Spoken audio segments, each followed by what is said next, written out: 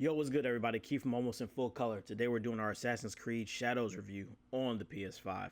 Now, if you got a PS5 Pro, I've seen some clips and this game looks absolutely awesome on the Pro. It is Pro enhanced, so hey, if you got one, I think you're in for a really good treat with this game. But we are doing this on the base PS5, and I've had a really great time with this game. I am almost done with the game. I'm at the very end, so I wanted to stop, sit down, and give you guys a real honest review of my thoughts on the game right now. So first, let's get into those visuals. This game looks really good. The environments, I love everything about how this game looks. Now, they do have a lot of pre-rendered cutscenes, and with these pre-rendered cutscenes, they look fantastic. They're gorgeous pre-rendered cutscenes. I absolutely love them. It's a time to kick back, relax, and really just take in all the scenery and take in facial expressions. Everything top to bottom is top notch. It's amazing. Now, the non-pre-rendered cutscenes, some of those with the facial expressions, there are some difficulties, especially because the voice actors they do a fantastic job. They absolutely kill. So when you have that going on and the facial expressions not really to match, it kind of sucks sometimes. But those pre-rendered cutscenes, they are where it's at for sure. Not that I want the entire game to be pre-rendered cutscenes. I mean, I would like it, but I understand it was probably a lot of work getting all that to go through. With that being said, the visuals department, from the environments to the castles to the torii gates to everything, that if you wanted to be in feudal Japan, I think they did a great job at capturing what that visual would look like and really delivering that to the player.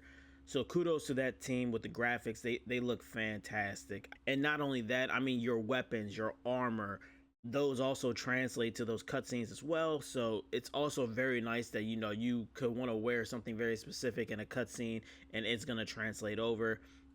Except for headpieces sometimes. If you're playing with Naoe and she has a headpiece that covers, or even Yasuke, sometimes in some cutscenes those headpieces will be taken off just so that, you know, you can see the face of them. But all in all, great environments, great visuals. I love everything top to bottom. Now, I just touched on the voice actors, and like I said, they kill. They do an excellent job. Powerful moments, deep moments, thoughtful moments, the brief moments of comedy. They do a great job top to bottom. Every character, I don't think there was a character that I felt like was weak in this. Like, every character I felt like really delivered. Even Junjiro, you know, he's that young kid, and I think he does bring an element to this that kind of softens people up, which I thought was a really nice touch to have him around, just to kind of be that reminder of child innocence, even in this time of the warring state. And even from there, the sound department, the running on top of roofs, the music that they chose to use in this, they choose to use music at perfect times. Right when a moment is getting ready to climax, kind of bringing that music in, they also choose perfect volumes. They don't let the music overtake the scene, and when it does overtake the scene, it's meant to kind of heighten that scene. So there are some times where music is played and there's a song going, but there's something powerful happening in the background where they're kind of letting that action go. I think they made great choices audio wise, and I was very pleased with the sound department. Also got 3D audio headphones, and this is the first game I've used them with, so like that also I think made the moment even better because it just sounded amazing. Now from there, I want to touch on the story a bit. The story covers the time of the warring states in Japan. This is what I would say is a well documented time. I think that there are a lot of documents that kind of showcase what happened, who the players were, and there are so many. And with that being said, there's so many forms of media that highlight this time. So if you know the story of the warring states, I think this game is a really fun treat. If you don't know, the Assassin's Creed games typically take historical moments and they'll bend them. So although they're telling mostly the truth, there's part of it where it's kind of like a fantasy, like a what if type deal. But for the most part, like 80 to 75%, depending on how you want to look at it, is pretty much the truth, like truthful actions that occurred in history. Just how maybe they got from point A to point B, and some of these actions are made up a little bit. So you are getting a history lesson, although it's a bit of a flawed one. You do, for the most part, get a history lesson on how events unfolded at that time. And the time of the warring states is a very interesting time. If you have not read or know anything about it, it's definitely a good research thing to do. I think it's very interesting. That's for me personally. I also have a great love for Japan, so it's a bit of bias there, but this was a great time frame to choose. I think they did a really good job with the story. I do have one gripe with this game, and I'll get to the end of that. It is story related, but not with this time period that they chose to use. It's not anything to do with that. I think they did a good job with the story delivery here. On to what everyone always complains about or has some gripe about or something with that, and that's the gameplay. This game is not without its bugs. I've run into a few of them, getting stuck in the side of a mountain and all that. They happen like few and far away. So this one isn't like, it's not like Unity. It's not like Unity to where like it was Bug City. I have ran into a few, but I always expect this with a game like this and with a map like this. This map is huge. This map is daunting. This map is one of the ones where you're like, oh wow, like I have to cover all this space. This is nuts. And for that, I know some players are gonna be kind of like tuned out by it because of, hey yo, that's just too much game. And for others, you'll be like, yo, like this is what I wanted, like $70 for this much map, for this much exploration. I love it. So it's gonna be divided on that front, I'm pretty sure. You don't need to explore the entire map. You know, you can kind of just go to the story beats if you really want to. That's fine. But there are so many interesting points out there. There are so many things to do, so many side quests. Again, very daunting. It is one of those experiences. There's one thing that they introduced that I really don't like so much. I understand it, but I don't. It's a weird thing. So it's called knowledge, right? Now, on your skill tree, you have a ton of skills and they're tiered out. Tier 1, Tier 2, Tier 3, Tier 4, Tier 5, Tier 6, right? To advance from Tier 1 to Tier 2, you need to gain 10 knowledge. You gain 1 knowledge for every side event. There are several side events that you can do that will give you 1 knowledge. So if you complete it, if you go to a shrine and pray to the 3 shrines, that gives you 1 knowledge. If you go to a shrine and you find 3 of their lost scrolls, that gives you 1 knowledge. There are some other ones out there too that you can perform that will give you 1 knowledge. So ultimately, you have to perform 60 of these actions to max out. It's a bit grindy. To go, you have to find it, complete it, and then, you know, go to the next one. So to do 60 of them to max your skills out, and those do not give you skill points.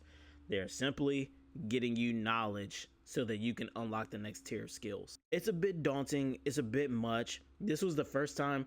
Any other game, I would typically probably go run and get all the knowledge I needed and then, you know, start doing whatever it was, getting my skill points. But this was like probably the first time I was like, you know what, I'll just take this slow, and as I make it to that part of the map, I'll then deal with it then. Again, map is huge, it's daunting, so typically in Assassin's Creed, I run around and do every single viewpoint, and then I'll, you know, kind of start my gameplay up. I was not trying to do that.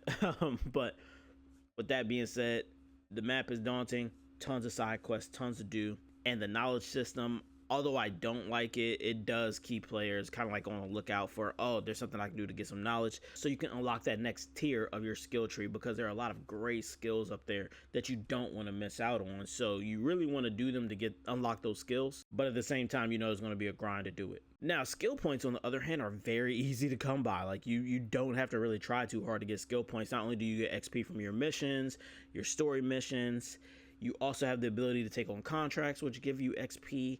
You also can go to a castle and infiltrate and take out the samurai daisho in each castle. Now, each castle has a different number of daisho in there, but basically every samurai daisho you kill will net you 1 skill point and is going to net you some hefty XP.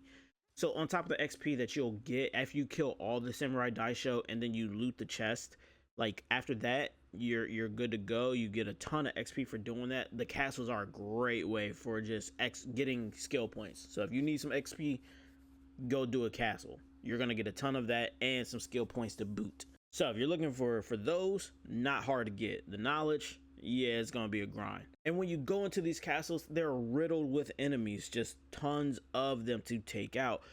The combat in this game is very dope. I like it. They went more Soulsy a little bit, I would say. Like they went a little bit more tight with the combat, but it's not super precise. Like it's not Sekiro or any of those games where you had to be pretty much on your P's and Q's. They do give you some leeway.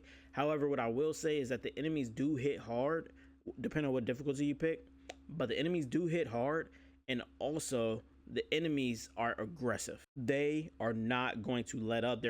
They won't just do the whole I'm gonna watch and then attack. Sometimes like all 3 or however many people you're fighting at once will attack you at one time.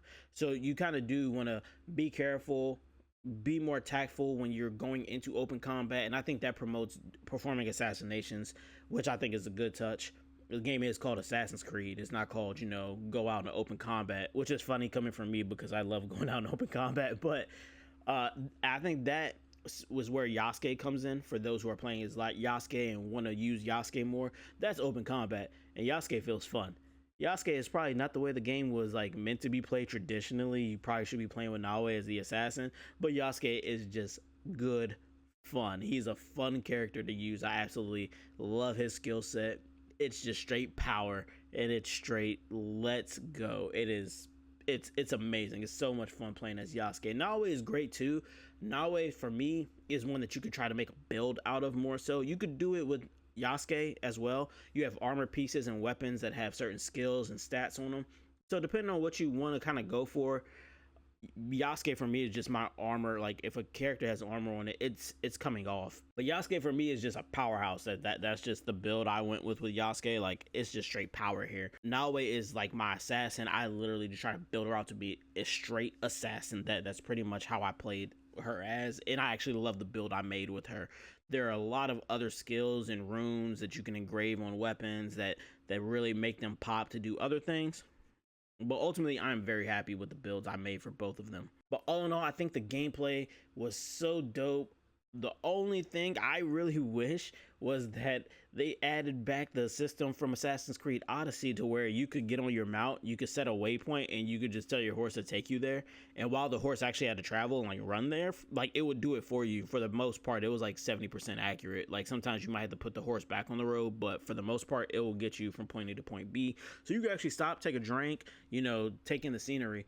That system, they do not want to bring it back for some reason, but I digress. You also have a homestead in this game, which reminds me of Assassin's Creed 3, but you have people and allies that you will recruit to this homestead, and they all have lodgings that they should naturally be in. So once you build that lodging, they'll kind of just go there, and that typically opens up side quests and other things with them. You can also upgrade these things so that they can be even more beneficial, not only for you, but to your allies that come out and they are able to help you throughout your travels. So you really want to invest in your homestead. It's another part of the game. While you're looting materials, getting materials, you want to spend some of that back at the base camp to level up your allies so that they can then help you even more than what they naturally do. So I thought that was a really great touch, and I really like it. You also have scouts that you could send out to recon areas.